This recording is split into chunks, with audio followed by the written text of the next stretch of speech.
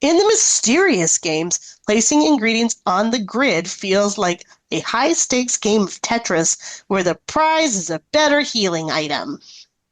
True. It's all about maximizing those color bonuses and overlapping the right shapes. Yep, if someone told me I had to spend hours in gridlock, I'd much prefer this over being stuck in traffic. Very true. Anytime I loaded one of those games up after work, I knew my evening was shaping up to be a good one.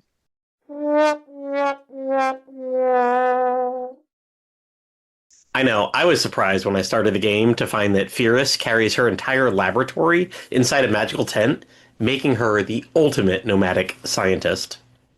I mean, it is the perfect solution for an alchemist who can't decide where to settle down. True, I always found her really intent on making progress. Her career was definitely always on the move.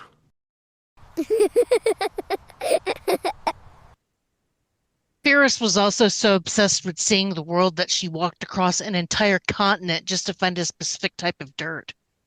She definitely has the most outdoorsy vibe of any alchemist in the franchise. She's a real trailblazer in the field of alchemy. After forever locked in that cave she grew up in, her adventures really soiled her reputation as a homebody.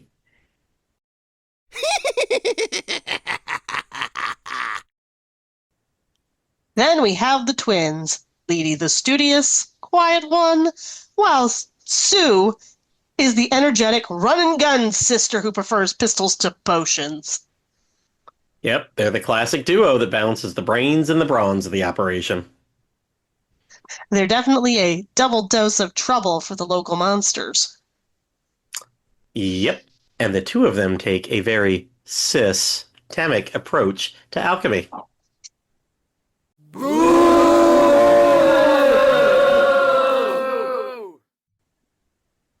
Whether it's the open world, the magical paintings, or the Kimco spinoff, the series always finds a way to make chemistry fun.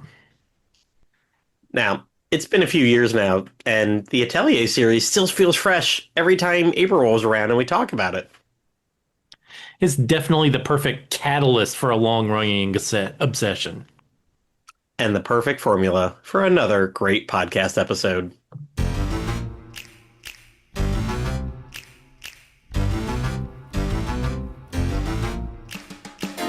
They're silly and they're goofy, mysterious and spoofy. Camco makes them loopy, the Backtrack family. Their podcast is a blast, talking games from the past. They break down every class, the Backtrack family. Beat. Defeat. Complete. They trash things they abhor, and praise things they adore. They never are a bore, the Backtrack family.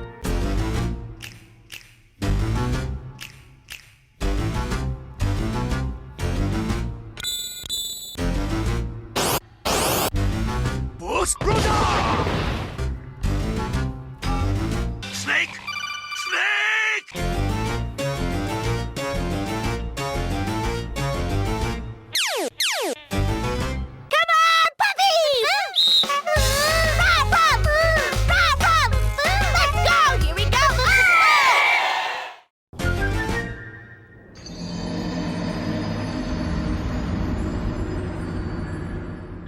Hello and welcome to RPG Backtrack, your regular deep dive into your favorite RPGs. We are a production of RPGamer.com, bringing you such fine podcasts like RPG Cast, your weekly RPG news show, Q&A Quest, your weekly RPG feedback show, and us, your bi-weekly RPG nostalgia show. I am your host, Kelly Ryan, and with me, as always, my podcast partner in crime, the Suelle to my Lydie, Mr. Matt Mason. Aw, I'm just a Mary Sue. I'm sorry, I didn't play these games, so I just picked the blend with the dual protagonist. That would be the way to go. I couldn't wanted really to, tell you many of the other unmemorable people in the parties in these games, so.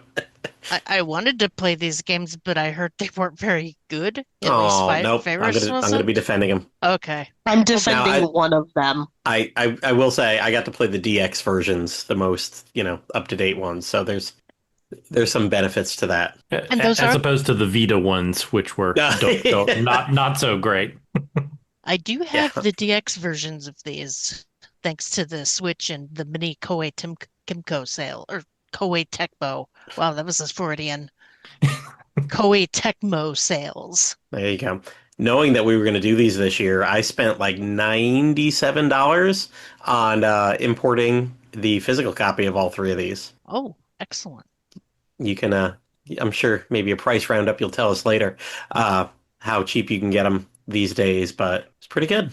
I know that the Switch versions of them kind of got really hard to find and really expensive.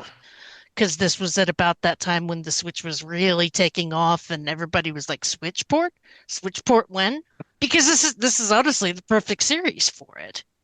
Just sitting in front of your TV doing alchemy and chilling out. Or laying And in it's a- bed with it on my lap doing it. Yeah, it's a game, since it's turn-based, it works really well as a portable game as well. Hmm. Plus, you have a big enough memory card, you could load practically the entire Atelier series to it like I did. And just binge the series while you're on vacation. Well, Koei Oh, yeah, Tecmo and they- Gust are always happy to re-release their series out on every platform possible. Yeah, I was gobsmacked when I was looking up stuff and saw that these had day and date PC releases in the US. Yeah. And we don't want to talk about those PC releases as they were jank. Oh. And Michael Baker, God bless him, he played Sophie on PC, and he even wrote a review for it. It was hell for him. Because that was at the time where they were figuring out how to port those games, but not necessarily support those games. So take that information with what you will. Lovely. Poor Japanese RPG PC ports. Always seems like they get the short end of the stick. We're in a It's much 'cause better they- place now than we were, 4 or 5 years ago. I was going to say, those were the before times. Yes. It seemed like that was when they were less started. I don't want to say starting to trickle in, but were more prominent. Mhm. It wasn't like a fluke like it used to be. And I think the Valkyria Chronicle port for Steam kind of helped with that. Oh yeah, that game just exploding kind of generated a lot of interest in them. Hmm. So, we shall take a brief musical break and then we'll just dive right in.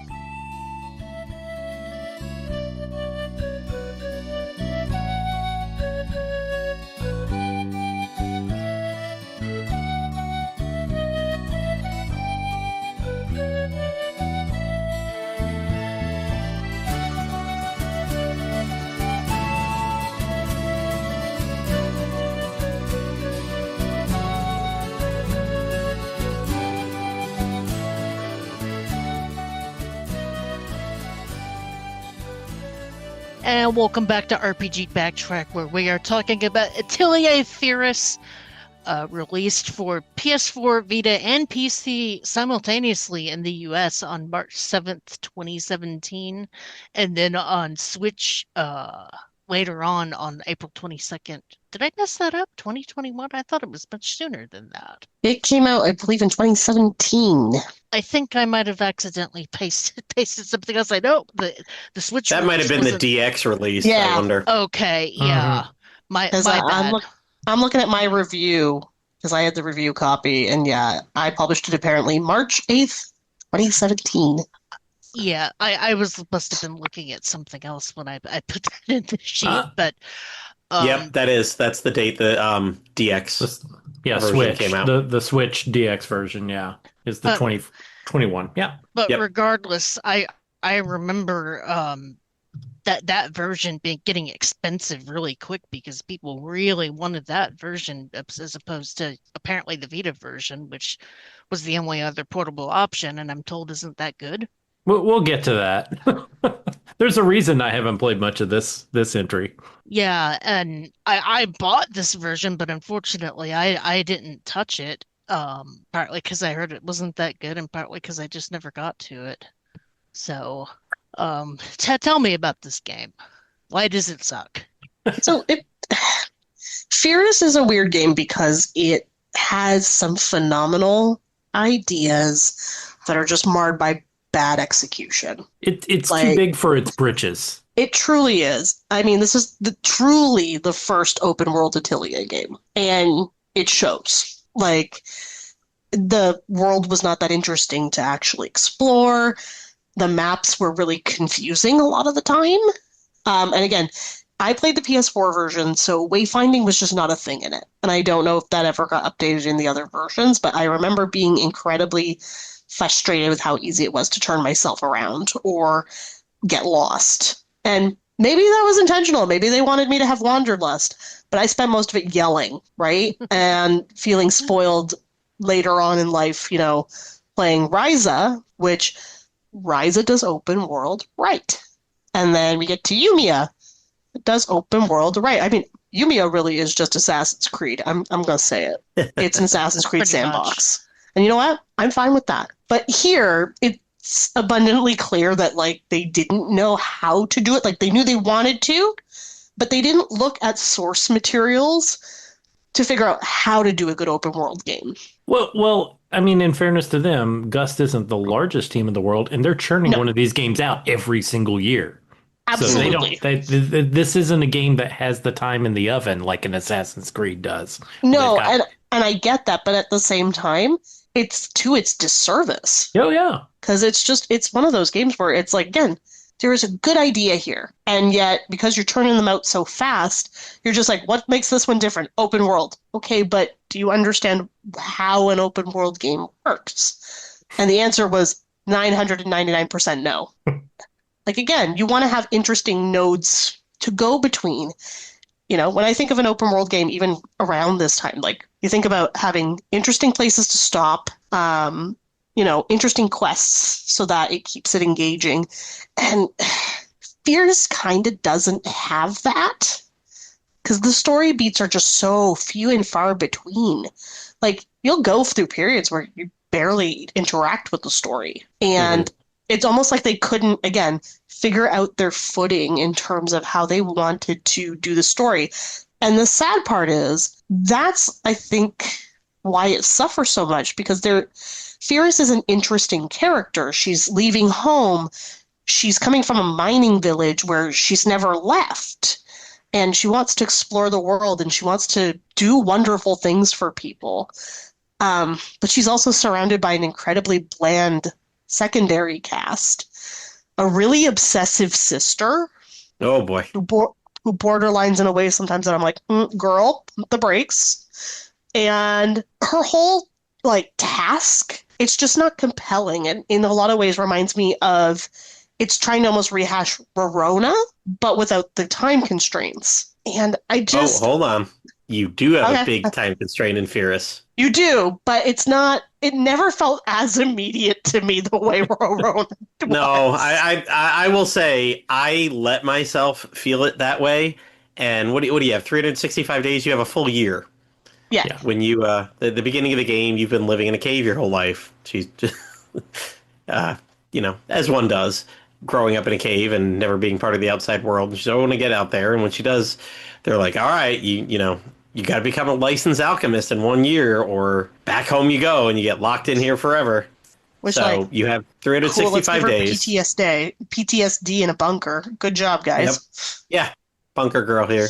I know when I felt the pressure the entire time, and when I won, I had 100 days left. So I don't know why I felt the pressure, but I did, and it was stupid. And you're right, it's not that pressing, but not knowing how much is left. I think that was what I was like, oh my God, I've already used 100 days. Like, where am I? Where am I? Where am I?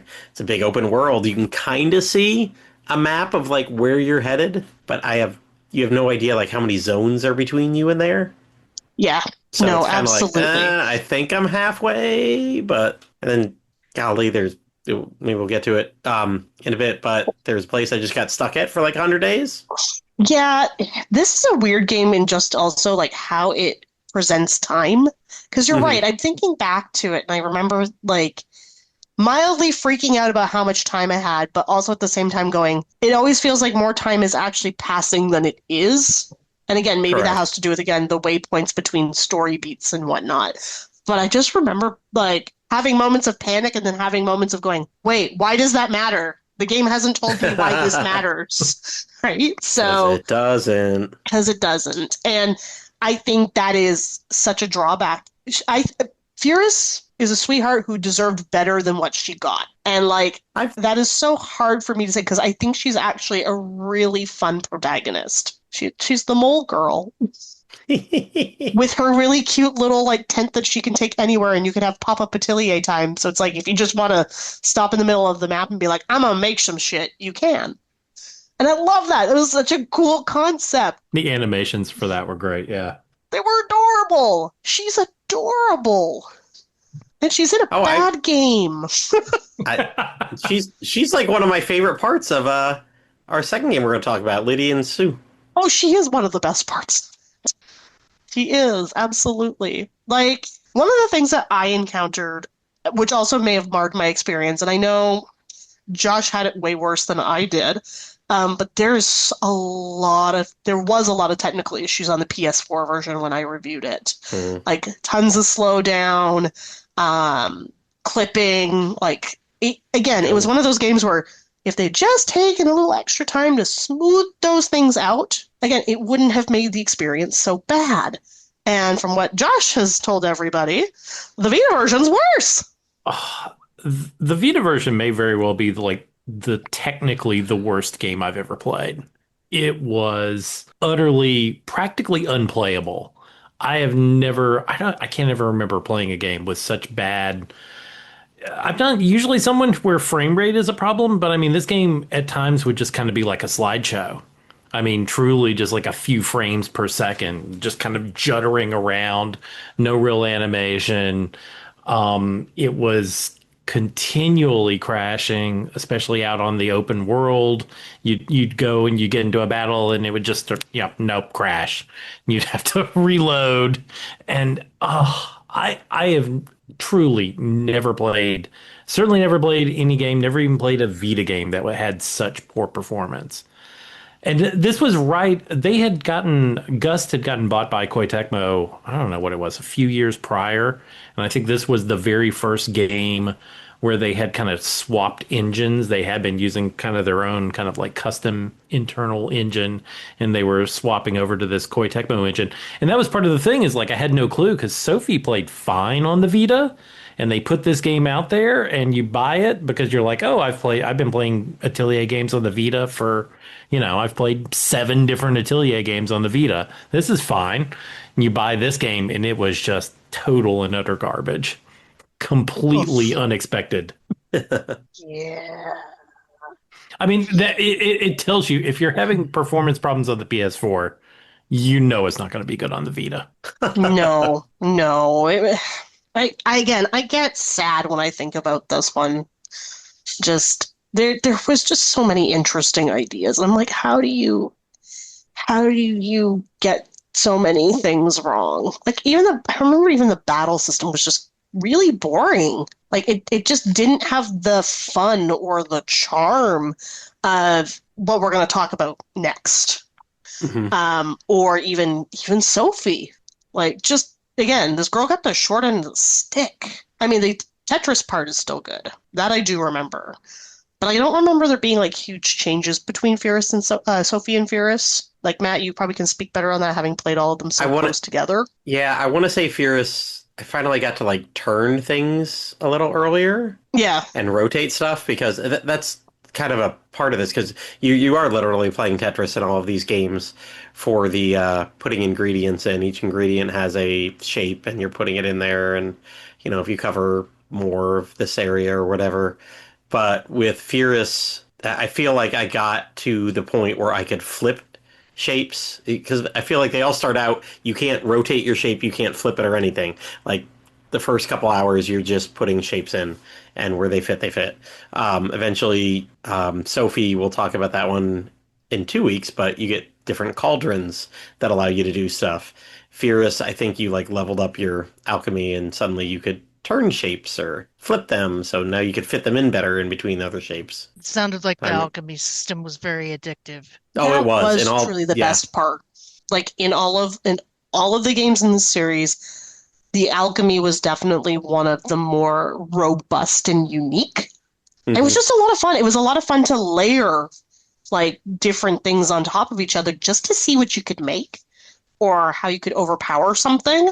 And again, Sophie, Firis, and Lydie and Sue, that synthesis system really grows between the three games, like adding like just enough differences, but still keeping that addictive quality where you just want to sit and synthesize instead of doing anything else. 100%.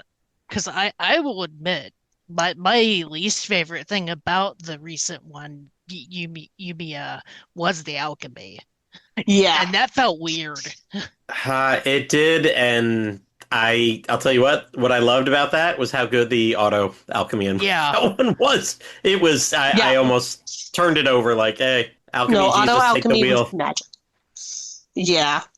And that is a disappointing element to Correct. them again trying something new in the current formula, right? My hope, I mean, truthfully, with the newer games, especially like if we get another one in Yumiya's world, is just that they find a better way to bring back the addictive quality of alchemy, but also keep that really interesting battle system. Yeah. I mean, We need to make that harder, though. Yes, I am noticing because I have not finished it yet. It's quite easy. Oh yeah. I hit level caps halfway through any great zone. But we'll talk more about Yumiya next year. Yeah, it's just kind of fascinating how it sounds like Firis is an open world game, but with a really disappointing everything else. But the alchemy was great, and Yumiya was the almost the exact opposite. Uh-huh. Uh-huh.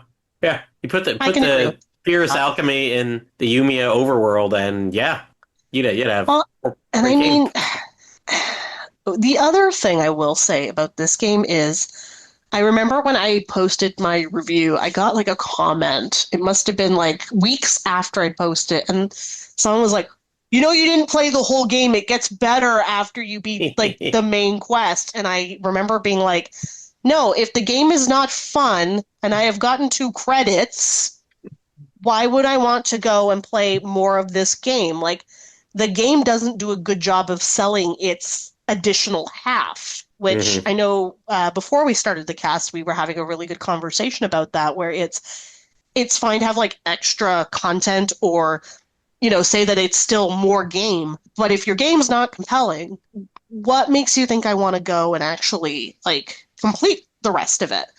At the time, it was funny because when I was reviewing this one, our RPG fans reviewer of the Atelier games was Derek Heemsbergen, who now localizes Pokemon games for a living.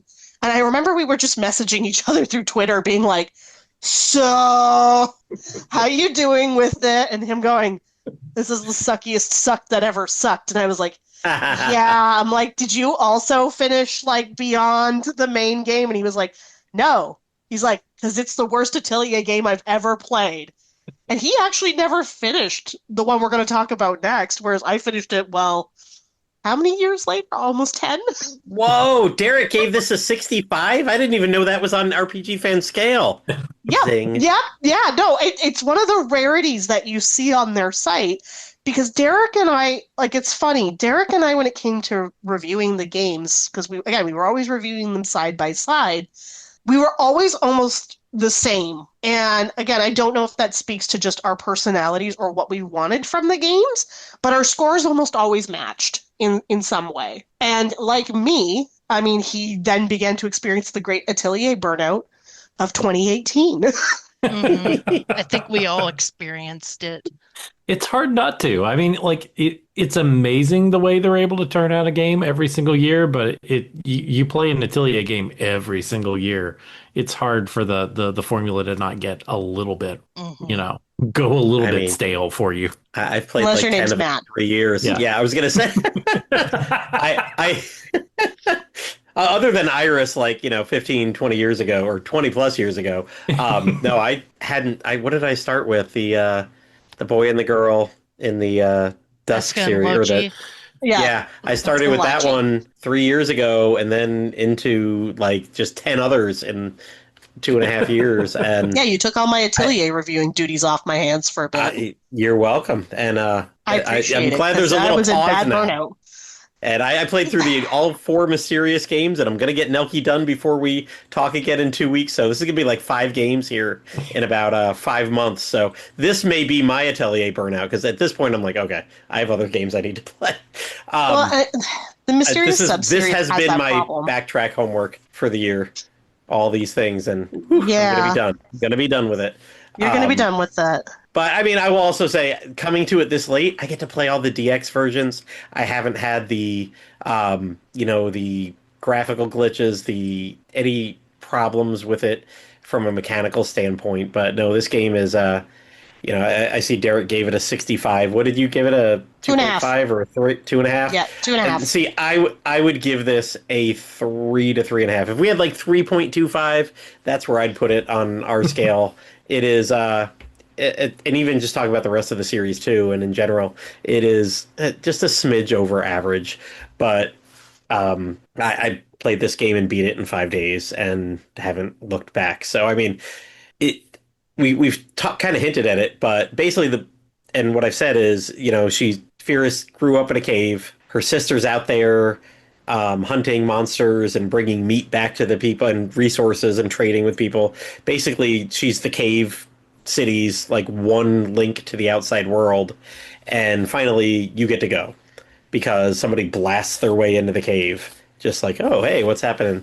So your parents eventually let you leave, and yeah, you're given a year. Like, hey, if you're gonna really do this alchemy thing, you got like 1 year to prove yourself. Go off to alchemy college, win it, and then you can stay out there. If not, you're failed, and you're back here, and you're the cat lady, cat cave lady. I don't know, but you go out there, and yeah, it's open world. Although you gotta the time that it isn't like Umia, where it's like feels all open. I mean, there's a big spot when you got to, go to a loading screen to the next spot, but you can go anywhere except past that goddamn town with the lake with the tornado in it. Eventually, you get across that tornado, or what is it, the water spout? But really, you can go anywhere, and it shows you, your cave's way up in the upper left of the world, and the city that you got to go make your pass the exam in is at the bottom right of the world, and there's your counter right there, 365 days, go.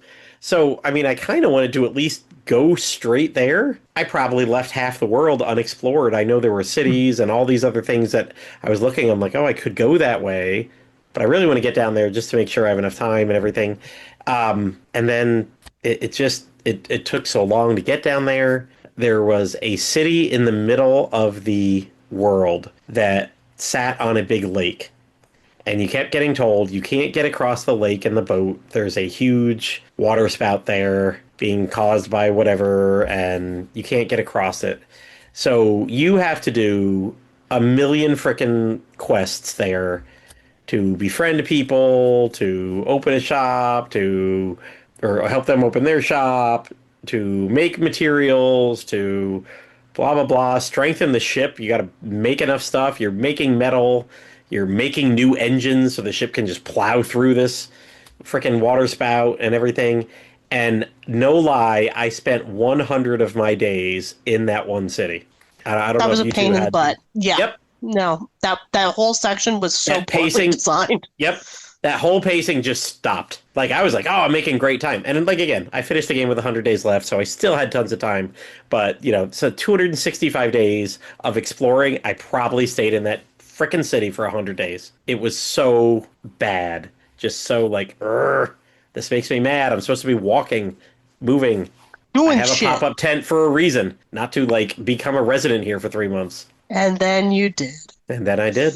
But like, in all honesty, and when we talk in the next, backtrack about the 2 Sophie games, like, again, there was such a yo-yo of quality between all 4 of them. And yeah, no, like this was just such a hard game to recommend. Like I'm glad the DX version fixes a lot of things, but even knowing that, like I admit I have no desire to go back to Firis. Oh, It took no. me a long time to even want to try playing Sophie 2, and by extension, Lydie and Suelle. So I don't know, like this one to me just is such a fail. Yeah. Oh, And and it's a what you were shame. saying, it is. Because what you were saying later, you were saying earlier is, after the game ends, then you have unlimited time. You can go explore the world and go explore all those other towns and do stuff. But why? Just because you love what you've played so far? I And that's guess. it. It needed the And if love you, part. yeah. And like I said, it's just an average game. Like, okay, I finished it. I rolled credits. I became a licensed alchemist. Yay. The end. Like that. The I end, didn't. exactly. Yeah, I did what it said to do. There was no reason to go to another city in the Northwest, or the Northeast, or whatever. I never heard about it. Nobody ever said anything. Nobody's like, "Oh man, have you heard that? They need this here or whatever." There was no pressing reason to go there other than you could. Don't Yep. you want to fill out the map? Correct. Fill Nope. out the map. That was it. Yep. Nope. Give me a reason to care about filling out the map. I was sitting here thinking about it today, and I'm like, the Arland games, all of them, even though they're not the Arland and the Dusk games, even though they're not necessarily telling one gigantic story, there are things that kind of tie them together. And each game is kind of teaching you more about the world, and they're kind of building up, and you get to explore a little bit more about the world in each one of the games. And I was trying to think about that in the Mysterious games, and I was struggling. Like, I could not remember anything about the world. Was there any progression really about it between the games? They were much more self-contained, smaller stories, and I think that was, at least for me, was like to its detriment. I would I say the ties were the other than- gameplay more than anything else. Yeah. The gameplay and the fact that they all appeared in each other's games. Like Mhm. you get Yeah. to the town, Firis gets to the town, and it's like, oh hey, Sophie's here. Like she's already passed the exam. Isn't Sophie like the final boss for the exam or something like that? Or she's one Yeah. of them. She's one of your trials. Because even getting to that town, you have to do a lot of stuff at that final town.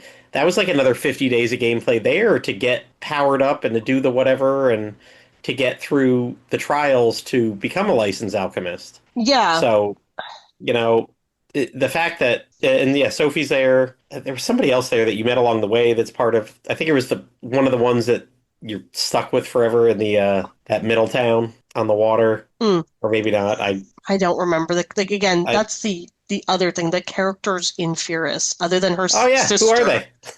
they are so not memorable in any way, shape, or form. And I do think, seeing how poorly like Firis had as a reception, I think that's why I had so much trepidation playing the next game. And I think it was because I was like, well, like they didn't do anything interesting here. What makes me think like that I can trust them to make all the things I like about the Atelier games appear in this game, right? And again, I play them because like I like cute girls who are learning how to self-improve themselves, right? And it's frustrating too because these are the mysterious sub-series. And the mystery in Firis is so lame. It's not an interesting thing.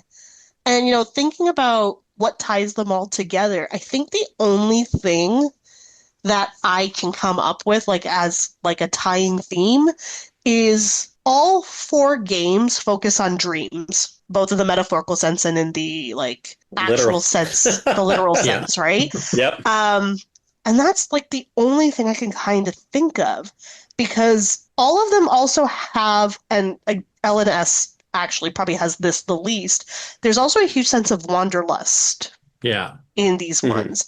But it's not written in a strong way.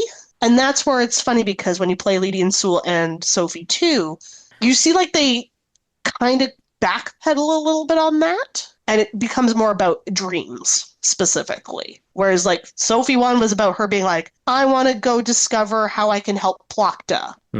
Right? And Firis is, how do I help my community? noble goals for both of them, but the stories are not strongly written enough to convey those things, I think. Whereas I think Lydie and Suelle and Sophie too do a much better job of making their stories compelling enough that it encompasses all the themes that the series is known for. Hot take. I mean, I like that thing about the series that it's not necessarily the world is ending and you must defeat the great evil. I like that it's telling smaller stories. I think here it almost got a little too, Too small. It was too small. too small. Yeah. Absolutely too small. You're right. I mean, it feels weird when they throw in the big stuff. Like, Yeah. the town I spent 100 days in was, like their whole town was like becoming ravaged because they couldn't trade with people across the other side of the place. And it was just like this. I was like, wait, I thought I was just trying to get over there and do something. Like, where did this frickin' twister come from? And why is it like a big problem with half the world at this point? Yeah, again, I think if the story had been more focused about the importance of helping community as opposed to what they were attempting with her wanting to become independent, essentially, or show how independent she was. I think there could have been more strength. And that area that you keep talking about, like, it is such a detriment to that game, and I'm now having horrible flashbacks. Yep. Because, yeah, like, and the game does such a poor job of even telling you what to do that you're just like, give me a reason to care, please. I am desperate. Like, But yeah, is there anything else we want to say about Firis? Like, basically, it's the bad one of the 4 games. For $40 on Steam. Oh, that goes way Okay. down. These Discount. this entire series, including not just the Mysterious, but the whole series, goes on sale regularly for like $20 each. I want to say these go even cheaper than that because they're oh no, all-time low, $20 on Switch. At the end of the day, Firis is only worth, I would say, $10. I don't think it's worth 20. I don't think it was worth the price it came out at. I think it was just so half-baked. And yeah, no, like $10 or less, man. It's like there's something to be said about letting a game cook, because I said it about SMT or Shin Megami Tensei when it started going annual release. It's like these games have just dipped in quality. And unfortunately, the Atelier series in this trilogy went that same route. The way you describe it, it feels like they were trying so hard to get a game out every year that they just shit this one out. Yeah. Like I said, I think the concept was just bigger than what they could actually accomplish in the time they had. They were trying to create an open world for the very first time, and on such a tight timeline, it's kind of inevitable that it ends up being a little, like a little bland, lacking in things to do, lacking in giving you a good reason to go forward. Maybe didn't get enough time to polish that Vita version, make it playable. Never, Josh. Never going to be playable. I feel like that Vita version was just somebody will want this. It was we probably need to put it out on Vita to sell some copies in Japan. That I think that's what it was. It came out in that awkward time where they still had to have one to have something to sell in Japan. Yep, and you and Mac were the only people who bought it in English. Yeah, I think so. Wasn't it only digital only here in the US? I would not doubt that. Yeah, it was the main reason why I didn't buy it on Vita, and I'm glad that I didn't. Now you are so fortunate. Do not buy this on Vita. Absolutely not. Because it never even went on. I don't even think it ever went on sale on Vita either. Otherwise, I probably would have. They're helping people out with that one. That's fair. Matt, would you say that Firis hobbled so that Yumiya could run? I mean, yeah, they took a step there, and Yumiya runs. Holy cow, does she ever? She got long legs. It's easy to run. Because I don't know about the next game and how open world it is. It's not. It's not. It's not. Okay. So they didn't try even attempt open world again until Umeå. Well, no, because again, some of the Ryza Well, 3 is I mean, still the Ryza more games open world. yeah, I would say the Ryza games are as open as this one is, really. Okay, Yeah. gotcha. You can go so many places, and golly, by the time we got to Ryza 3, and it just had all the areas from like all the games, first yeah. game, and then added like Mhm. triple that.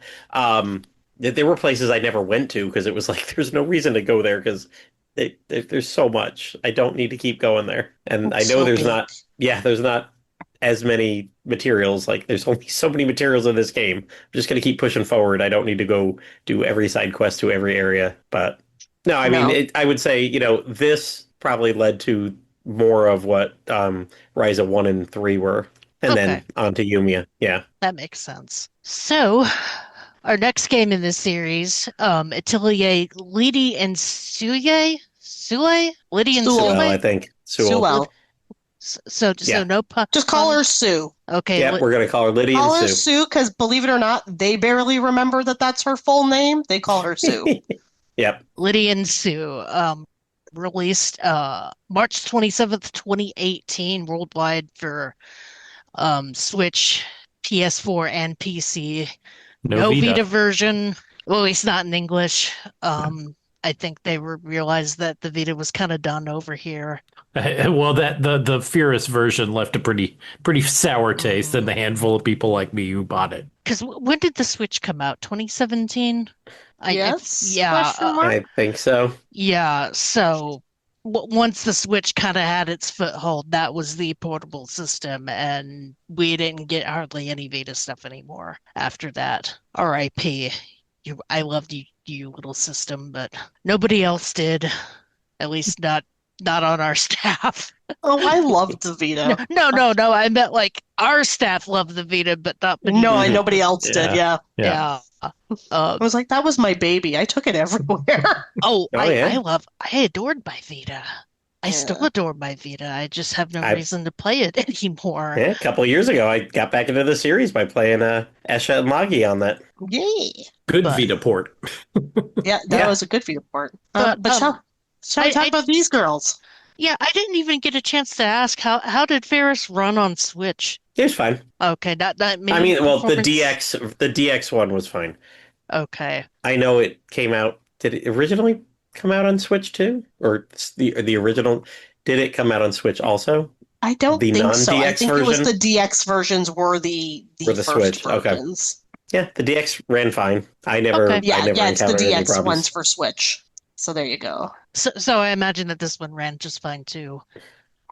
Oh yeah, this ran perfect. Cool. And what did we all play this on? Did we all play this on Switch, or was one No. of us? No, PS4 Okay. when it came out. Yes, Okay. and I was also PS4 when we did our recent review. I- I mostly play things on PlayStation. Mm-hmm. So most of the Atelier reviews I've done over the years have always been a Sony console. Gotcha. I have not really reviewed any of them on other platforms. So, yeah. The one nice thing about playing the PS4 versions I've found is that because it's the less preferred version, you can find physical copies for pretty cheap because Amazon just wants to get rid of them, especially nowadays. Oh, yeah. And I mean, really, there's no performance problems between the two versions, so you might as well just go for that deep discount. Well, again, honestly, so having finished Lydie and Sue back in March, it was like night and day to Firis. I really didn't get any technical issues with it. Again, Atelier games are known for things like random pop-ins and stuff. You just expect that. But like performance-wise, everything ran really smoothly. And like this is a game that has such a fantastic concept. And I loved it. And it's funny because, I mean, when the game came out in 2018 and we got a review code, I had to actually admit to myself that I had hit Atelier burnout. And I couldn't do it. I couldn't review it. I was just like, I don't have it in me. I was so mad about Firis, like just how bad it was, that my brain just went, well, I can't trust them right now. I can't. And it was Matt. Matt was the one who actually encouraged me to try Lydie and Sue. I knew you were having a really good time with it on the Switch, and I said, you know what? Well, if this is going to be my Backtrack homework, then I want to trust in Matt in hopes that this is actually worth my time. And I was very, very hesitant. If you remember. You were like, I'm going to take a baby step. I probably won't get through all of it. Now you said many of those messages. I'll get through enough of it. And I didn't. I blitzed it. Yep. So yeah, this is one of those games where I think because it follows such a poor game that I don't think a lot of people gave this one the time of day. And it has some great ideas. Oh, yeah. It has, finally, one of the things it gets right is it has really fun characters. And that is on top of just the protagonists themselves are really fun. They're also the youngest protagonists you encounter in the series. They're 14, and their rival is 14, and she's crazy. Oh, I love her. Lucy There's at one point the character. The puppet, was it the puppet guy? Yes. Needs her to pose for the evil puppet because she's the perfect model for it. No, and the way in which these characters play off of each other, it harkens back to the older games in a really fun way. Because you have two protagonists, and here's the thing, they both play very differently. Lydie is very much the healer, like she is absolutely the magic character, and Sue has guns for unknown reasons. Dual guns. Why? Right? Again, she's a 14-year-old girl. How did she get her gun license? The Wild West, Sam. I was Oh, going to yes, say, she's got dual guns. Yep. Yeah, I need answers. Because a 14-year-old girl should not have dual pistols. And she's not afraid to use them. Also, maybe we didn't need as much Lydie side boob in her outfit. She has no boobs. That's what makes it even weirder. Like, this is a 14-year-old girl. Why are we getting side boob? Like, no thank you. I mean, it doesn't help that by the other side of it, Dorsal has too much boob, and to the point where she looks like she's falling out of things. That would be the puppet master's daughter. Yeah. Like, she's just got the huge jugs that just... She looks like she's in pain. So this game doesn't understand boobs. Like, it's up there with the Ryza games for... I was going to say Ryza. They always had somebody from the other dimension, and they were all like gigantic. Yep. Yes, everybody had big knockers. This game was like, we don't actually want consistency, but we're going to make you uncomfortable no matter what. Like, Lydie having no boobs but an exposed like side. I will say that kind of gave me the ick. I think she deserved a better outfit. Especially because her sister has such a dainty looking outfit. Oh yeah, her sister is like in a lovely little green dress. All, you know. Oh my goodness. Like, Sue is funny. She is a funny main character. And a lot of it is because she doesn't actually care about alchemy. She just wants to shoot shit. That's all she wants to do. They also want to eat. They're like depicted. They're like super duper poor. They are. They're like, oh, what are we gonna eat today? Like, no food for us. What are we gonna eat? And you also learn that their dad's like a super deadbeat dad. Oh yeah, deadbeat dad. He's I can't remember what he spends money on, or is he just not work? He's always spends down money there on food and dumb stuff. Because a lot of them like, what did you spend money on? Oh, I bought this, and then I ate this, and you didn't share? No. And like, he makes you do quests. Oh, and yeah. His quests are always really stupid. Like, one of the quests you get in the game from their dad is make a money tree. Yeah. And he's like, if we make this money tree, it means we'll have infinite money. And Lydie's like, Dad, I don't think that's how that works. And he's like, infinite monies! And then you make the tree, and then you find out that the only way it can survive is if you keep feeding it gold. Yeah. So the plant dies in the game. I just thought that was brilliant. I was like, this is the get-rich-quick scheme Atelier version. And I mean, that's his response to everything. He is so all over the place. And the game does a good job of kind of sharing, like, why their family's in disarray and why their dad is just mentally actually not okay. Well, I mean, and the reason is Mom died. Yes. When they were We've young. had this Mom died. before in the series. Yep. We got another dead mom. And at one point, they promised their mother they would become the best alchemists in the entire country. And as the game kicks off, it's you're, like by the second chapter, once you introduce everybody, you get to know the prince and the princess of the local the capital town you live in, and I love them. yes, they're great. Uh, they start a Atelier ranking system, because there's all of two ateliers in the town. Soon to Let's be rank three. you guys. As you go further, Yes. 3, Yep. then 4. But you get ranked. You start out at rank G, and you got to get up to the. You start out as S rank. unranked. You got to get to G, and you got to get to S rank. So I mean, that's pretty much the pace of it all. Also, you start the first chapter, you hear noises from your basement, and you go down there and into the room that Dad says never go into, and you get sucked into a painting. Like you're looking at a painting, and it just sucks you in like Persona 4 style into the TV. And you're in the painting, and do you hear voices in there? Like, because you get called down there, and you're like, oh, I hear voices calling me to the painting. They literally And- think it's their mom Mhm. at the beginning of the game. They're like, I hear a voice. Why does it sound like mom? And they go into that And- painting, they get out, Dad yells at them, locks the door. You're never going in there again. Don't do that. And then basically what happens through the rest of the game is the gameplay is you're trying to get up the rankings, and pretty much at every ranking you unlock the princess somehow magically comes by a new painting. So you complete the rank, you get up to rank G, and she's like, hey, by the way, walk with me over to the art gallery over here, and look, I got this painting, and I hear you can go into paintings. Can you go in this painting and do stuff? So each chapter is kind of following along. You rank up, you go in a new painting, and then you're into the next chapter. And obviously you're doing stuff along the way. And yeah, There's you know a- what? The pacing in this one is good because that's the structure. Yeah, they have a very set structure. Yeah, there's no there might have been, I think it was chapter 6, there was a thunder god that, holy cow, Yeah. took me forever. But other than that, I didn't get stuck for 5 hours in any one of these chapters. This is like a 50-hour game. No, a lot of the Clear instructions. So they progression were about forward, 4 or yeah. 5. But no, there was I don't think there was any chapter that was twice as long as another one. They were all very well spread out, very well paced. Yeah, they were very well paced, and again, it was very good at setting its expectations to the player. So you were never sitting there feeling like super confused, even with a lot of the requests.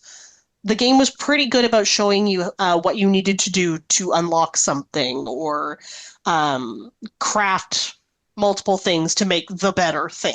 Correct, yeah, It takes 'cause a you're- while, but It 'cause does. you do have to experiment, and they want you to experiment. But it's easier to figure out, okay, I made this by mistake, but if I do this trait, I'm going to get something completely different in the same there's family of things. Yep. There's an ambitions journal that you have. That's the other thing. To rank Yes. up, you have to get a certain level of ambitions. You got to make enough of your ambitions because you have like your own little personal goals. Once you get enough ambitions, you're like, okay, I feel ready to go take the rank G test, take the rank, E, B, C test, and then they'll give you something. There were some times I did a lot of ambitions and I went to go do the rank test and it was like, boom, I've already got that item. Here you go. Yeah.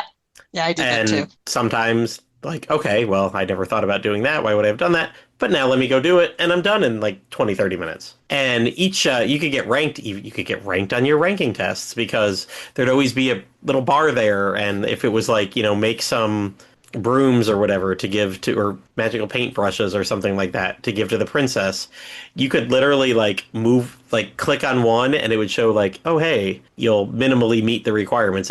Let me put in 3. Oh, hey, that's pretty average. Or let me put in 5. Oh man, you have blown this request out of the water. You made bank. You made bank, yeah, and then she'll give you some extra money or whatever for that.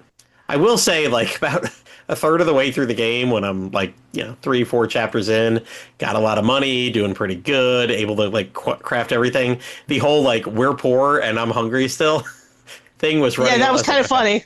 Yep, I was like, yeah, we're 20 hours into this game. I'm doing pretty darn good. I am I not just hungry interpreted it as and Dad poor was still anymore. stealing money. He was still being a thief. It's fine. This is what our account should have, but really, we can't spend it on stuff. Really, it's probably in the negatives. Yeah.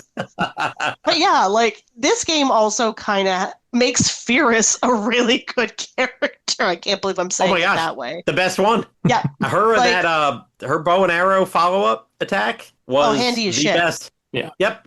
Because this game does something similar to, I believe it's Escon Logi, where you have characters who are in the back row who can actually provide really good support to your front row characters.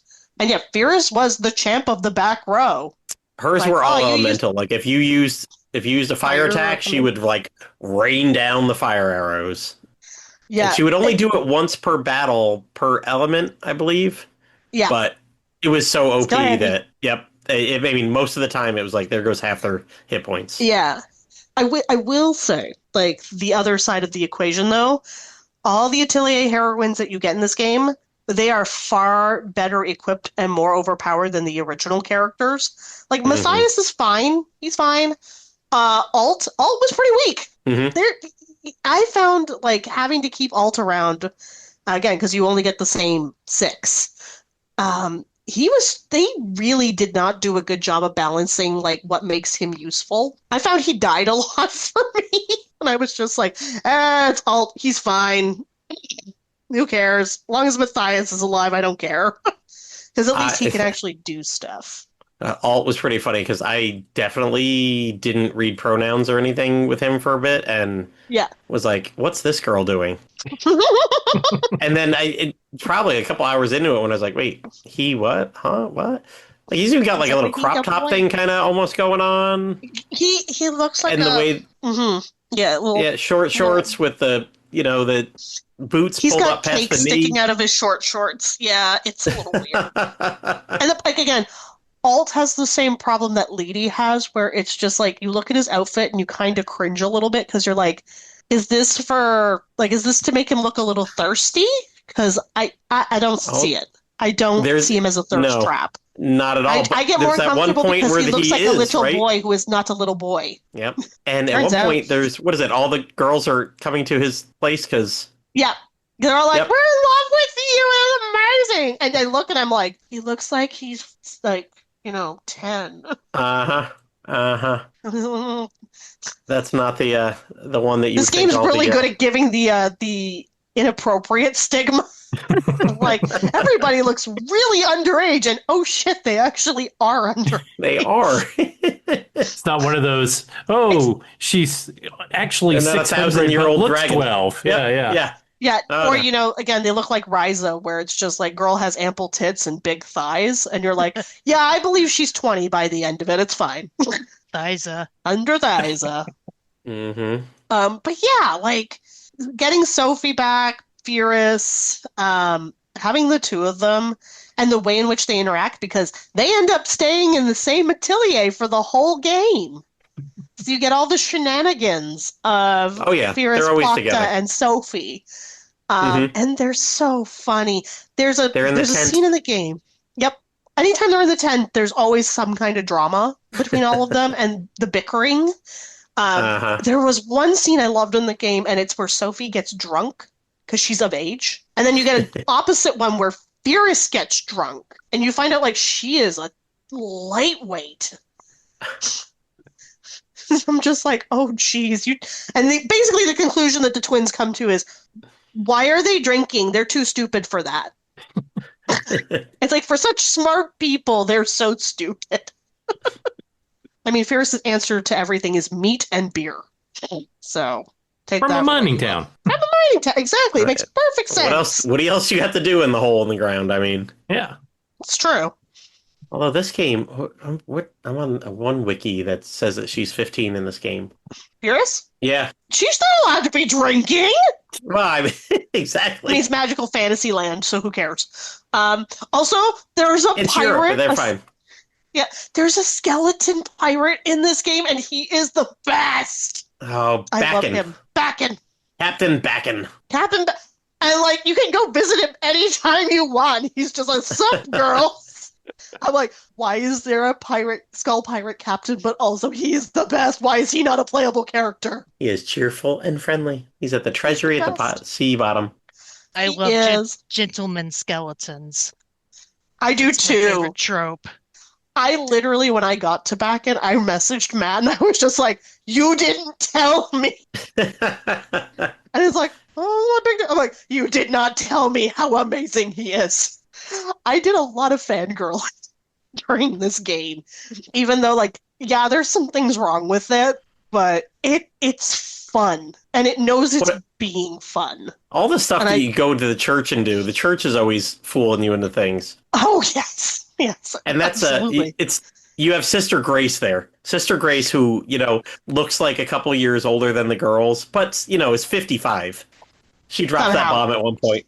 Yeah, 55. And he's like, how do you look like you're 20? Yep, exactly. Yeah, she looks like just a little bit older than the girls, and it's like, okay. But they always have something funny going on. She's always convincing them to help them do something for the church, and then it turns out to be something else, or the puppet Well, it's shows always you end up get going the- on there. You get an You origami get the class. whiplash Yes. with Sister Grace, where it's very like, one minute you're like, it's so funny and it's cute and slice of life, and then she drops like a truth bomb on you where you're just like, that is so sad. And like she gets one of the more interesting reveals as to who she's married to, Mm-hmm. which again, and the game does not hint at it well at all. Like it's a surprise. Then you kind of Oh go, yeah, that was out of no, nowhere. wait. And then I thought about it afterwards, and I'm like, oh, actually, I kind of see it. Like maybe I didn't pick up all the kernels, but I kind of see it now. So there's just really interesting things that are constantly happening. Like this game, I'd also argue, compared to the other ones, it is very slice of life. Yes. It feels more day to day. And it feels more like the Arlen games in its day to day. I was going to It's say, just, I got again- to know the characters in this much Yes. better than Sophie one, and I mean, Firis couldn't really tell you who the other No, fool was. no. And No. you know what? And- We didn't even talk about in Firis. There were so many places to go that you could encounter people that add to your party that you might never even met some of them. Mm-hmm. They were playable. I looked later. I'm like, oh, I never even met like those 3 playable characters. Oh well, I probably Yeah. wouldn't have put them in a party anyway because whatever. Joining halfway through. Yeah, no, it's true. Like this game does a really good job of making you, also because it's also really contained to one town, which I Mhm. think helps it. You realize that- there's a lot of hustle and bustle for sure, Mhm. right? Like everybody knows everybody, but everybody wants the best for everybody. But they also don't deny that there's problems, right? Mhm. And I mean, looking Yeah. even at the bigger story, like them looking for their mom, or sorry, like they want to basically work through the paintings in hopes that maybe they can find mom. All this stuff with their mom made me cry. Yeah. It And is so wholesome and sweet. And eventually they do find mom. Or Yeah. like the memory of mom. I Yeah, don't know. She's like a alternate version or the memory of mom that lives on in the painting or something like that. yeah, And I think you're right. towards the end, there's like this blackness, the black horizon or whatever starts like attacking the paintings and seeping in, and you need to stop the blackness from taking over so she doesn't go away again. Yeah, no, And but that's they- art. Yeah, and like at the end, they reach rank S. They get to tell mom that they kept their promise and they became the best in the land. And I just noticed this line here, and I'm like, oh yeah, that did happen. In the normal ending, 1 year later, she's actually faded away because she talks to the dad. Once you get dad to go in and see her too, in the last painting, like they have meetings together at some point, and you can hear things that they're talking about, not talking to the girls.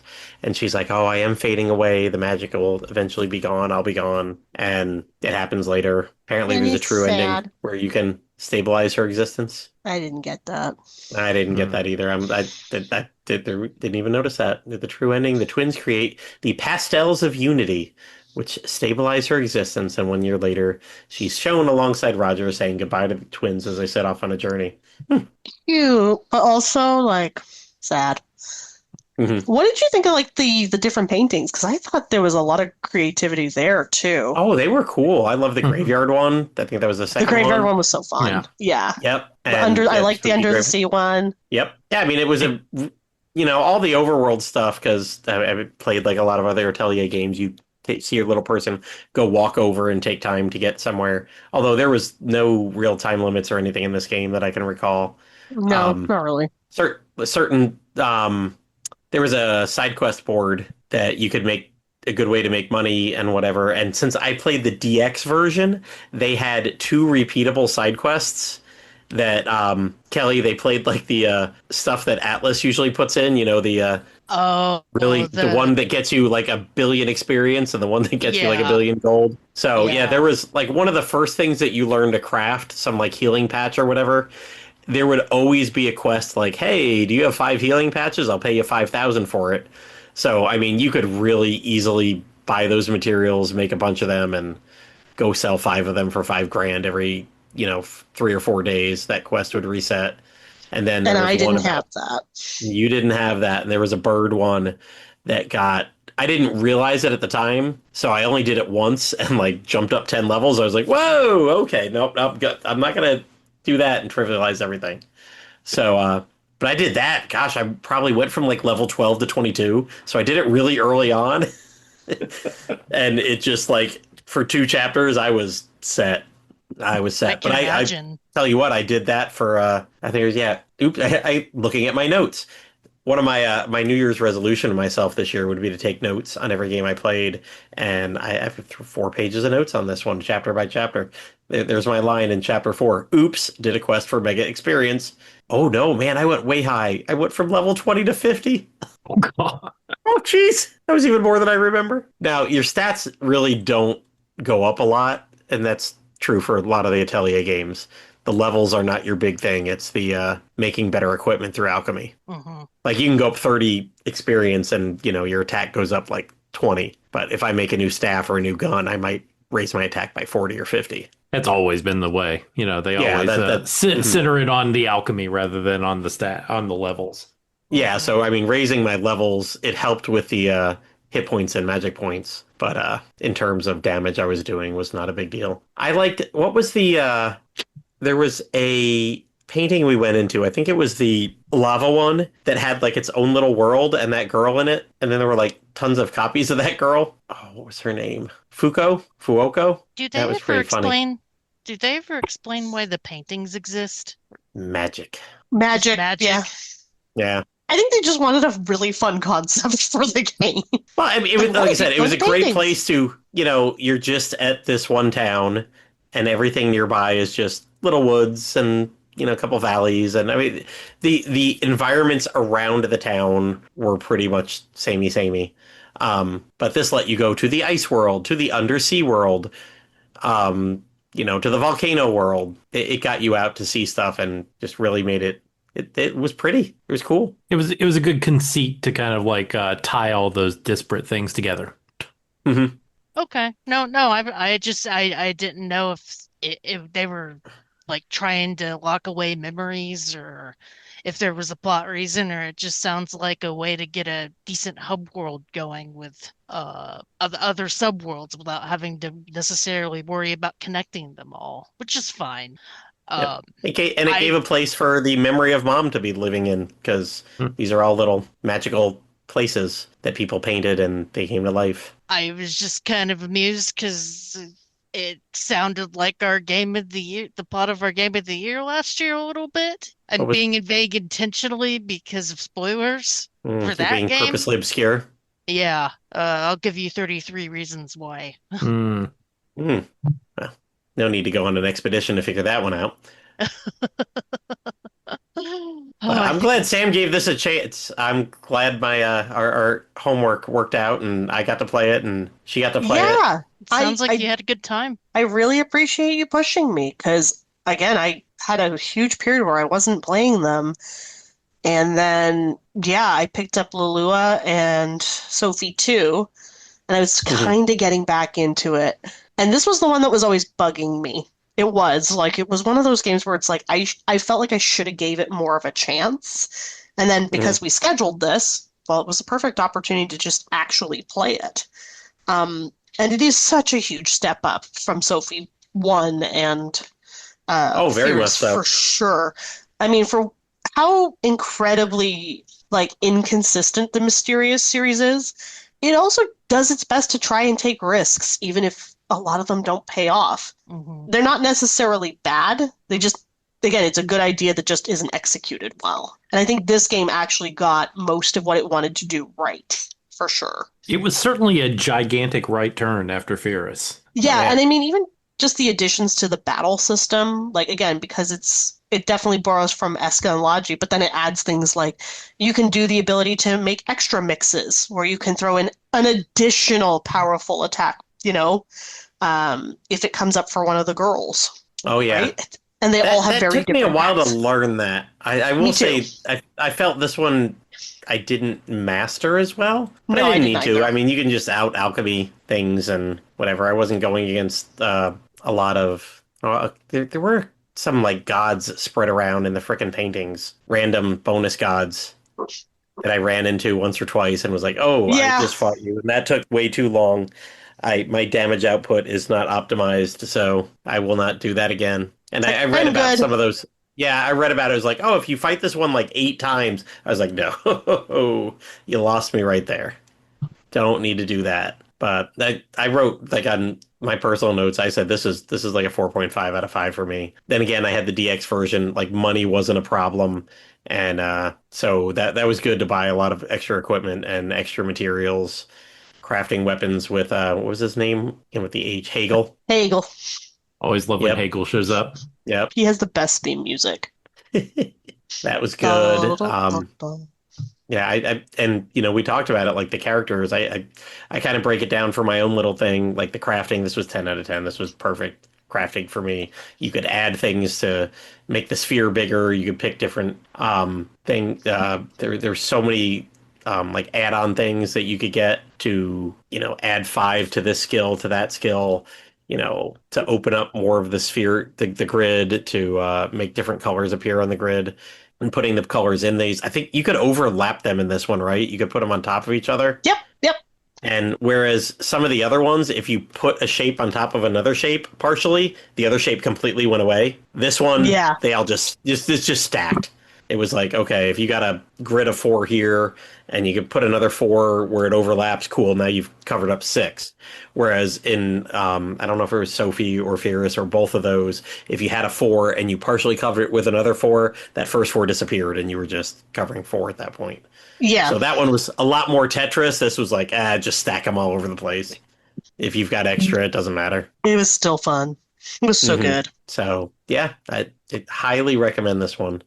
If you want to see what the Mysterious is about, this one, or we'll talk next week about Sophie too. Those are the two. It took them a while to get there. Sophie was okay. This is our new series.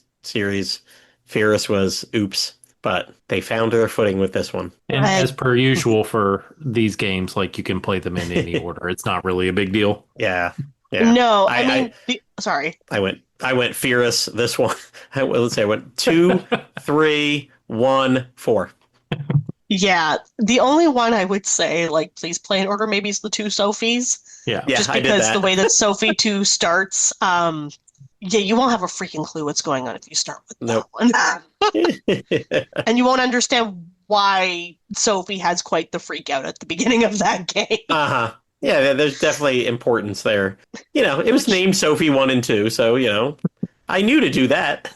Just surprisingly unusual for an RPG sequel because JRPGs very rarely tie with each other, at least directly. Well, and this series is notorious for not doing that. It's only been within the recent years Mhm. that we've had, again, Sophie 1 and Sophie 2.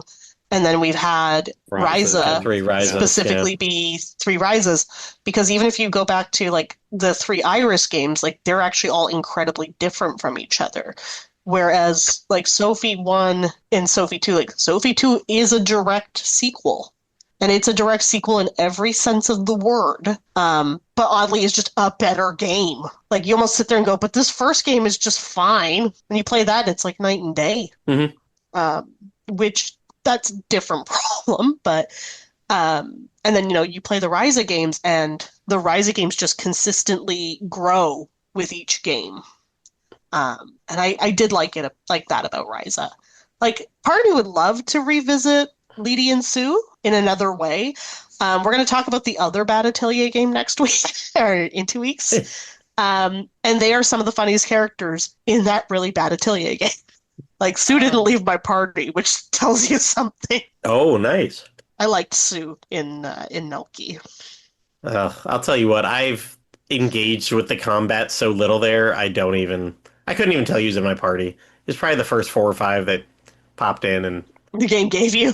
I was like, yeah, oh, the good. game's like, I'm like, okay. I just auto battle on that one. Well, I'll complain about that next week. So tell us about yeah. Smiley Alchemist. So yeah, speaking of complaining about Nelky, so knowing that we're doing Atelier April here, I have powered through. I played Firis last October, but that I've played Sophie 1, Sophie 2, Lydie and Sue all since Christmas, basically. So like powered through those in the past 4 months. And then a few weeks ago, I was like, all right, well, I got enough time. We're talking Nelky on like the last Wednesday of the month. I've got plenty enough time to play Nelky. This isn't a very long game. And I was just completely bored by it like 3 nights in a row. And then I got an email about a Chemco game that God knows where I got the idea from. I messaged everybody that was on our Chemco episode early or last year and like, okay, who brought this game up?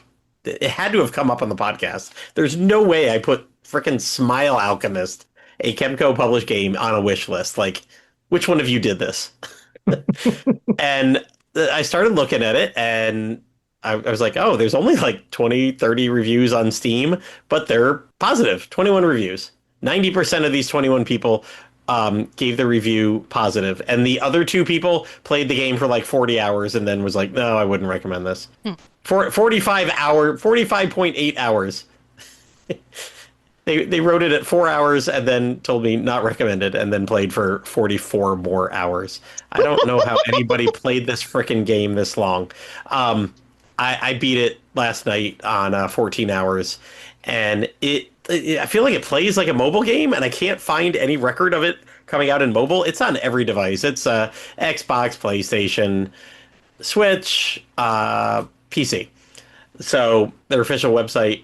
Now they're a little independent company. I thought this was their first game, but looking on their Wikipedia, they changed names. They're Azobox Company Ltd, but they were called something else and put out a cooking game like 10 years ago that pretty much plays like this. This game had, I think, 7 or 8 chapters. It had a chapter system. And you start the game, and I talked about this a couple of weeks ago at RPG Cast. You start the game as this guy named Nayc, Alchemist Nake. And I'm like, what a dumbass name. I got, not all RPG people have, the most common American names, but what the heck is Nake, Nayc? Well, pretty soon on, you realize you're this kid that grew up an orphan, and actually he read a book about a famous alchemist named Nake. So when he grew old enough to leave the orphanage, he decided to call himself Nake, become an alchemist, and he meets up with this famous alchemist named Cyan, Cyan. Well, Cyan backwards is Nake, Nayc. I'm like, oh, okay, I see what you did there. And I will say, in the first hour, there were 3 or 4 instances of just like complete wrong word usage. Like, I was like, my God, this game's going to be terrible. Like, what the heck? That was not even close to the right word there. That doesn't mean the same. You threw an extra 3 letters in there and got a completely different word, different meaning. And then the rest of the game, I think it happened like once. So I was like, okay. We were talking with Pause about that. Like, somebody messed up the proofreading the first hour, and then they got with it the rest of the game. But you start out, you're not very good at alchemy, but you're training. You've got this girl that lives with him that you kind of like your sister, but you kind of find her cute. Good old Japanese stuff like that. Although, you're just being trained by this guy, your master, and you basically learn new recipes, make a little bit better stuff. You get adventurers that you can send out to gather resources. There's no battle system. It's basically just a grid of resources, and you put your little thing over the grid. And within the first hour, I realized all I have to do is hit down the A button and press to the right, and it'll just go down the lines and gather all my resources. There's no big mystery to it. I thought like I was trying to maximize like where I was touching and put together almost like Tetris pieces. Because because every time, and it's a little bit roguelike in when you send adventurer out, he can only open like 3 squares at a time. But after you've opened a certain amount, he can do like a 3x3 grid or a plus or 4x4 and stuff like that. So you can gather faster the more it goes. And there are, I don't know, it ends up being like 6 different places you can go. You can get 4 or 5 different adventures to send. At one point, I had enough built. The way I say, I think this should have been mobile. There's like a premium currency you get every time you unlock something, or I guess every few times you unlock something that's called an achievement. Almost like the Rune Factory games, everything you do in here has an achievement. Like, hey, sell 10 items, now sell 100 items, now sell 200 items, now sell 500. And each one of them gives him a little achievement. And the way the story progresses, the main story, every now and then you got to make a certain item or make a number of certain items. But a lot of it is like, oh, like I got to the last chapter last night, and you're healing someone and making this magical elixir that they told you about towards the beginning. That of course becomes you need to do it towards the end. And it was like, okay, you've done 180 achievements. Like your master's like, go home. I'll help you with the recipe tomorrow. Well, you go home and you can't go back to his house until you've done 182 achievements. Then you go there and he gives you the recipe, but you can't unlock the first ingredient until you've done 184 achievements. So it's always having you go and, you get achievements for, hey, you've wandered the forest 10 times, 20 times, 45 times, 85 times. So basically everything you do, and you can pull up your achievements at any time. So a lot of times I was just looking early in the game. You're way ahead of the curve, but towards the end of the game, it's like, oh man, either I need to grind a lot, or, oh, wait, I need to sell 100 tools. I've sold 80. I can sell 20 more real quick. Get another achievement, get another achievement, get another achievement. And I unlocked you could unlock a dog adventure or a cat adventure later on for a great deal of the premium currency.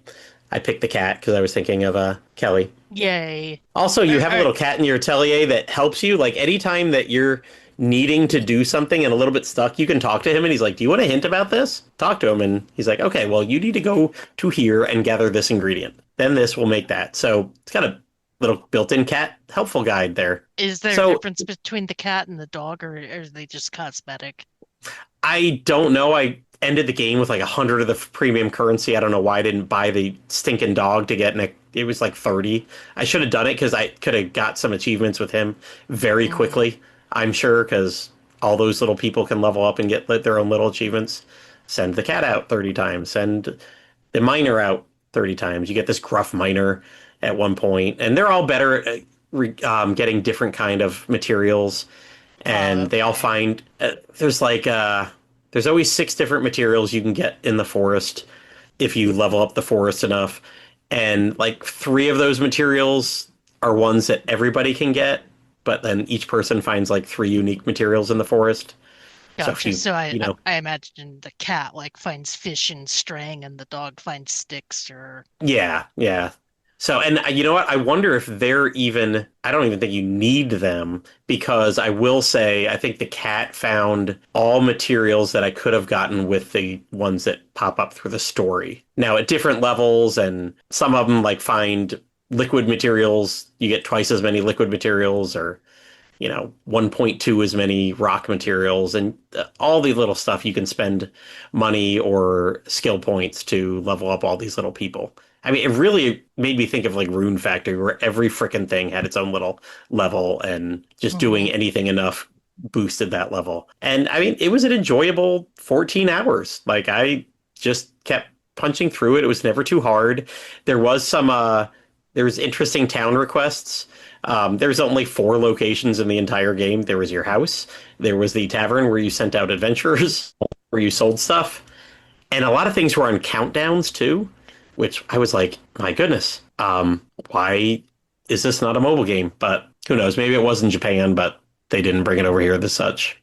And you had cheering abilities. I didn't get it for 5. I got it for 10. It's normally 20. And I think it routinely goes on sale for 10. Okay. Probably less than that. And that's on Switch. And I bet you it goes on sale, 7 or 5 on Steam.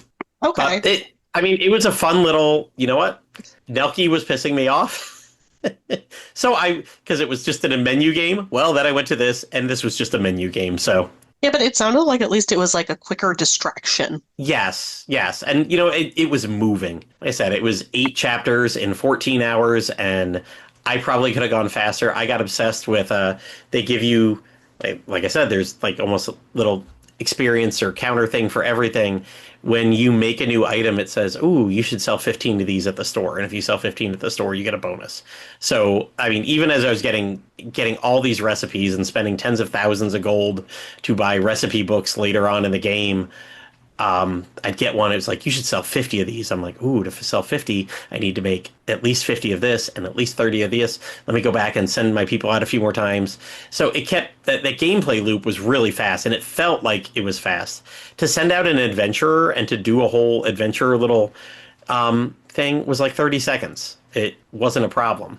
And you could cheer your adventurers on. So if they were getting tired, you could cheer them on for a little bit. And if that power ran out, when you went back to the tavern, the lady there at the tavern would sell meals that could refill your stuff. And I mean, pretty quickly, those meals were minimal amounts of money. She's like, "Oh, you want a sandwich for 600 that'll fill up all your counters?" And I'm like, "Okay, I've got 38,000 gold. 600 is pennies. Yes, let's do that." $10 on Switch right now, by the way. Yeah, wow, it's been on Not sale. bad. I think it's been on sale ever since I bought it like 14 days ago. So it was a good palate cleanser. I will go back to Nelky now and finish that before our next podcast. I thought it was funny. I've been calling it a Kelly Kemco for a couple weeks. Dalindar, I know Dalindar won't listen to this anyway, but he was very mad at me because he's like, "Listen, man, there's so many good indie games out there. I can't believe you picked this." I mean, this one sounds like a cute little game. I like the art style a lot. It's Yeah, very I'm kind of cute. thinking the same thing. Yeah. yep. I told him, I said, I didn't want an indie game with like interesting stuff. I just wanted a fast, Palate cleanser. palate cleanser. Yeah, this was bread. I didn't want an interesting indie game that made me think. This game did not make me think. This just made me want to do numbers go up. Numbers go up, numbers go up. It was alchemy muso. Perfect. I want to make No, that sounds 95 great. staffs at a time. I want to make 100 pearls at a time. And then I want to go sell all of them and make 80,000 gold and buy 3 more recipes. You know, I am genuinely surprised that there is not an Atelier Muso game yet, given that company owns I mean, both yeah, companies. Well, Sophie has appeared in a couple of the Muso games, like the Muso All Stars. Uh-huh. Oh, She's been in it, so that's something. Just Muso the idea, All-Stars. though, of hey, maybe next time instead of a menu game like Nelky, we get a real Muso game that everybody can go in. mhm. And just kill all the Poonies. Kill all the Yeah. Poonies. Oh yeah, like All the this is Poonies die. Dragon Quest Heroes, like to the T, like Atelier Heroes. Yeah, you craft bombs and stuff and can Oh, yeah. use them and Give me make Sue them with bigger. my dual guns out there. Pow, pow, pow, pow, pow. Well, yeah, because I think the most recent Hyrule Warriors one sort of had an item system that you would use. So you kind of apply the same principle to an Atelier Muso game. Oh, I mean, you would. I think you got. I'm trying to think. Dragon Quest Heroes 2 had something. There was some sort of like merchant that you could merge things together, Yeah, I believe. but But I mean, hey, that you could make that a much bigger part. They've done such a great job with making the Zelda Musos feel like a Zelda game, and the mhm. Dragon Quest ones feel like a Dragon Quest game, and the Fire Emblem ones got the, your triangle and the relationship stuff. Like they know their source material and do it very well. I don't know. Maybe it's one of those things where there's the Atelier audience and the Muso audience are very separate in Japan. Could be. Could be. I mean, it feels like Japanese Joe just needs to go knock on the door of the cubicle next to him and be like, "Hey, I do Atelier, you do Muso. Like Make it work. Let's get this together." that Banco sounds will do like it. that sounds like peanut butter and celery to me, but some people don't like that combination. Bringing it back around to pre-show. There you go. There you go. Also, great. Lydie and Sue are also $40 on all of the consoles. Well, I think Switch, Steam, and PS4. I don't think any of these are on Xbox. But once again, they go on sale for 20 all 20, the yeah. time. And they also have the bundle to buy all three of them for 90. But I would honestly wait for the $20 sale. Oh yeah, yeah. Because that's not a bad price for I the... just Sorry, go ahead. bought the Smile Alchemist. Yay! That makes me $10 smile. piece. There you Dalendar's gonna spray you like a bad cat too. And you know what? He knows he can't fight me. I He knows I I just- can take him. I just was- don't think... Sorry, I just don't think that Kimco has all bad stuff, but that's also a very controversial opinion on this site. The only ones I've played are bad, so this Well, is me like I giving said, one this a is shot. not Not Chemco's- developed, published. There's a Correct. difference. Chemco's Yeah. got their like 2 or 3 developers that develop like 95% of the games, and then there's these very small studios that are like, "Hey, will you publish my game, please?" Yeah. And this is one of the decent ones. Like we were saying, I don't know if we said this pre-show or during this, but this was right there with like Adventure Bar Story or the Marianne Tavern Story, Patty and the Hungry Yeah. God, and then the what is it? The Blacksmiths of the. Blacksmith of the There's- Sand Kingdom. That's it. As a matter of fact, I just got a message today that one's back on sale, and I was like, I just played Smile Blacksmith, so I'm not going to do that. Like I'm good. Yeah, Maybe some yeah, other 'cause time. they're along the same. They've got some turn-based battles in them, the Ridian games, so they're a little bit more involved in this. But those battles are not hard, and you're mainly just making food. And I'm sure the blacksmith one, you're making stuff as a blacksmith, selling it, and that's your gameplay loop. Woo. I enjoyed. Yep. So little palate cleanser alchemy. Well, are we ready for the rounds? It sounds like we're ready for the round table. We are ready Yes. to round it up with that. And this yes. is when I'm gonna go because I'm Okay. getting sleepy. But Okay. I was here for the important part and I did the whole thing. Thank you You did- very much, Mhm. Sam. You're welcome. No, it's always a pleasure, guys. Thank you again for having me, and I'll see you in 2 weeks for sure when we Sleep talk well. about the other stuff. You too. Take care, guys. Bye. Bye-bye. Bye. And we will be back after a brief musical interlude.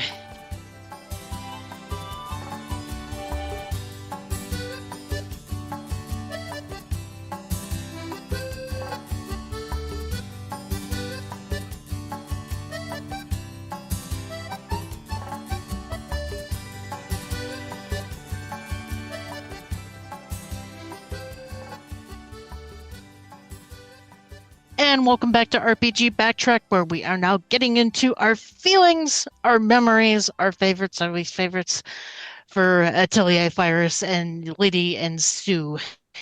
That being said, did you guys have a favorite or funniest moment from either game or both? Like I said, I don't know if it's a good moment. I was kind of going back through my posts here in the last few minutes and trying to remember some stuff, especially from Firis. It's been 9 years. And I was like looking at my post, and I obviously only played the game for a week before I got really upset with all the crashes, and it's just like me complaining about all the crashes. I only got like 40 in-game days into the game. But the funniest thing is like some of I don't think we talked about it. I guess they may have cleaned this a little bit up in the DX version, Matt, but I know when it first came out, it had some like weird translation issues, and I'm like seeing stuff like bandages that were just translated as no dash doc. And I'm just like, I'm just like, yeah, I'm like tweeting about how it like took me forever to figure out what that was a bandage, and that's what I needed to do to like solve the little side quest. Did it You know not what? have the icon of the little wrapper? Or Yeah, but it's just kind of like a square folded it's onto itself. Yeah. okay, So it's like, gotcha. what is that? Why will this not? I can't pick it up. It says I go to NoDoc and it says on barrelwisdom.com, which is like an Atelier wiki that it's under Firis items. But when I click on it, there's a Poonie there, and it says no. The Poonie, it's the server Poonie died. There's Barrel Wisdom's dead right now. That's weird. The whole website's dead. But yes, apparently that was still called that. And yes, it looks like a dish towel that's been folded twice. Yeah. So I mean, Okay. will you know that that's a healing bandage? No, Yeah. a piece No, of if it cloth, looks- basically. If it looks more like a dish towel, then yeah, I can see how that would be confusing. It's just a lot of that a lot of iconography like seems kind of universal like that, but Yeah, I no, what, go ahead. here's your items in the healing thing. No doc, Ertonia salve, breezy aroma. Breezy aroma, that always heals you. Honey syrup, nectar of life, and elixir of law. It's law, but with a couple other A's in there. So, Yeah, yeah, that's interesting. weird. Unintentional comedy. Apparently, that was still called this in. Oh no, this is Firis again. Okay, so yeah, they probably never changed the name of that. No doc. Yep. Tip: you can synthesize no doc to pass the time. What Yeah. about you, Matt? Now I'll say Firis. Not that it was all bad for me. Like I said, I think it was like a 3.25. I don't really have any like awesome memories from there. But again, I started taking my notes. Knowing that we're gonna be talking about all these with Lydie and Sue, and I've got a good one here. And I remember this, and I'm like, oh my god, I knew I wrote this down for a reason. So I mean, there's all little cutscenes. All the Atelier games always have cutscenes all the time. There's always like an asterisk above somebody, or you pop up to them and goes into a cutscene. Um, so Lucia is your cousin in Lydie and Sue. You find out like halfway through your rival's actually your cousin. She's like, "Oh, you didn't know your dad and my dad are like brothers?" And you're like, Hmm. "What? Deadbeat? Never told us that." Um, well, at one point, she gives the Prince Matthias some medicine. Um, she kind of goes over and like sneakily locks the door to her atelier and forces him to drink it. And it makes him feel better, but she warns of like dangerous side effects. And he's like, all right, well, whatever. So a couple days later, you run into him out where he normally is, and a second cutscene starts to play. And she walks up and tries to apologize to him. And he's really mad at her. And you see her like sulk away, and then he starts to think bad and he calls her back. The animation of her running back is 3 times the speed. Like her little sulking away is so slow, and then instantly zip right back to him. I laughed just with that animation. And then it wasn't even over because he agrees to like drink a potion that she's like, listen, I'm sorry, have this potion. I think I got it all fixed out, no side effects, whatever. And when she says thank you to him for taking the potion, her head turns towards the camera, and that little glint, like how animators put glints in the eye Mm-hmm. shines, and he turns into a poonie. It was great from the running to the slow turn and the glint in her eye. Like, oh god, this is great. Because yeah, I mean, she is definitely the antagonist for the first few chapters of the game because her atelier is packed and they're rich and you can't buy food, and so it's funny when that happens. So do you guys have a favorite character? I think we agree on this. Go for it, Matt. I would say in the Lydie and Suelle game, it was Firis. Like she was great. Like and just everybody. I felt all the characters were really good in that game, but in terms of like the battle system, Firis was just great. And yeah, she was like always hungry for meat and talking about this and that. She was just and all the funny things, except for what I just talked about, a lot of the funny things happened in her tent with her and Sophie and stuff. So I felt like Firis was a big star of Lydie and Suelle. And in Firis' game herself, I found her sister, who was like inappropriately always loving, and she's so cute. Although I feel like the sister was actually ratcheted up in Lydie and Sue, because every time you'd go talk to the sister, she's like, "Oh, have you seen Firis lately? She's so adorable. I just want to squeeze her." She wasn't quite that over the top in the Firis game. Yeah. She was just protective, but Correct, yeah. No, I totally agree though. Not that I got very far in Firis, and I think that's part of the reason I enjoyed Firis in Lydie and Zool was like the Firis game kind of left me with such a like bad taste in my mouth. It was nice to actually spend time with Firis and get her fleshed out in a way that was fun to experience. Mm-hmm. 100%. Yeah, it was just like, oh, I raced through her game, and it was just, I need to hurry up and become a licensed alchemist. That was it. Get through That was this. it. Yep. Get to the other side of the map. Be done. Yep. So I mean, yeah, her goal was the same as mine. Let's be done. You could get done. Playing on the Vita, it'd just crash after every 30 minutes. Yeah, correct. Sad. That would piss me off so bad. And you know what? Like going back and reading and hearing from you guys, because I've got all the games. You know, Kel and I, we've got our black market Vitas with everything on it, and They they fell off of the back of a truck. yep, these games all fell off the back of the truck onto my Vita, or at least the first two. But I paid $90 to buy these three games, like physical for Switch, because I knew there'd be a couple that I enjoyed, and it was worth it. No, I bought the whole series on the eShop. I just black marketed the Vita ones. 'Cause I mean, I guess the store is still up, but it's a bitch to buy anything on it. Hmm. Yeah. And it's like, Gus, I gave you like $200 when I bought all of those games. But Oh yeah, regardless. I've bought almost everything. Next year I'll do Ireland. I know we already talked Ireland, but we'll probably be talking Reslariana and we just mentioned her name. You me up. Yumiya next year. That'll be our Atelier April next year. Mhm. Either whether it's one or two shows, but we'll talk those next year, and I'll play some Ireland and keep going back in time. Yeah, I need to pick up that Resolin Liarma. God, I'm gonna butcher that name if we do that backtrack. I'm not sure I got it right. I just whipped it out right there. Just be Reslary on it. confident. Go for it. Yep. I I can't even I think keep what they call her in the game that's short. Like they always have their Resi golly. Might be Res Rihanna. Surely not Rihanna. because I keep That'd be too Reslariana. Yeah, what is the Red Alchemist? I can't think of what they call her. I reviewed the game. but no, I keep seeing it on sale on Amazon for around 35, but it hasn't quite hit impulse buy price yet. Resna. That's what. Resda. Yep. So we'll see how that goes. But aside from numerous crashes from your Twitter memories, do you guys have any memories tied with this game or with either game rather? Yeah, it was definitely. I think the Vita part of it was one of the strongest memories. I think it was one of the last games I played on Vita. With just how bad it was. It was like, oh man, boy, the Vita really is coming to the end here. We're getting the no effort ports that don't work. Oh. Yeah, I went R.I.P. definitely. I try to at least play one game on my Vita every year, and I've got a chart in my room of like what I want to play this year, and I'm kind of like, I don't know if it's gonna be a Vita year. Um, there's too much good stuff on other stuff that I haven't played, so maybe not back this year.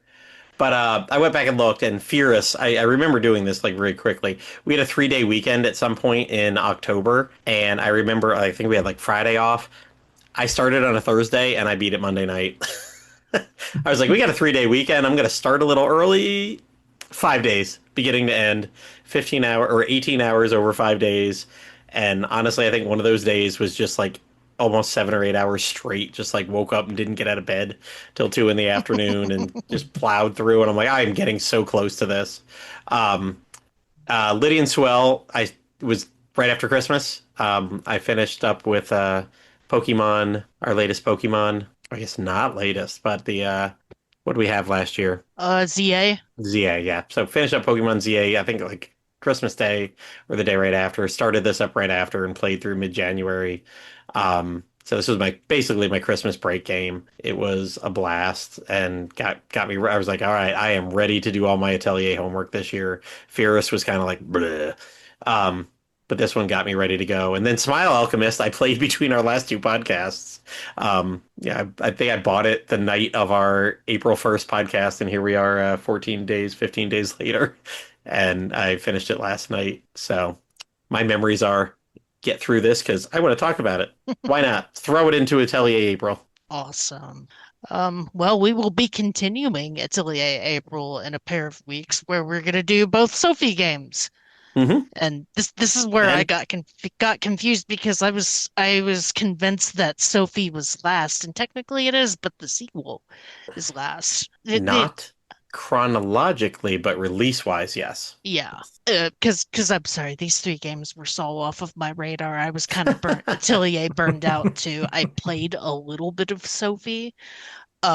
As a matter of fact, it was one of my first bonding experiences with Andy because I started the site in 2016, Mm-hmm. coming up on my 10-year anniversary. And I had bought Sophie at one point, and Andy had bought Sophie, and that one was very vague. I was like helping Andy out, trying to figure out stuff, and I will get more into that next week. Okay. But yeah, uh, that being said, a belated thank you to Sam who had to bail for bedtime. Thank you, Josh and Matt, for hanging out with us tonight. Of course. And of course, thank you to the dear listener for also hanging out with us tonight. We will be back for the second part of Atelier April and the second part of the Mysterious series. So you can look forward to that. Have a good rest of your week, and we shall chat at you later. Bye-bye. Bye bye.